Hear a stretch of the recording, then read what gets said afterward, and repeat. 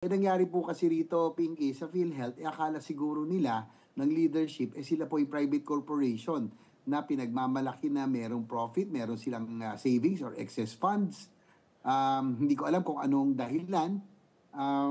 Kaya hindi natin masisisi ang DOF na itatap yung excess funds for other priority programs. Pero sa akin po, Pinky, I'm very biased. Siyempre, ako po ang principal sponsor and author nito. Dapat ang pondo ng PhilHealth manatili para sa mga miyembro o beneficiaries nito or for health programs. So in that aspect, Pinky, sa tingin ko, ang PhilHealth ay ang management ay mukhang mali ang implementation o hindi sila naging maayos ang kanilang implementation dahil kakapiranggot ang sinasagot nila, which is contrary to the intent of the law. Pinky, ang kinaiinis ko or nakaka-frustrate is that why would PhilHealth declare that is almost a 90 billion excess funds or savings, ganun, Pinky, ang dami pang nahihirapan magbayad ng kanilang medical expenses, Totoo hospital po. bills. Totoo Di po. ba?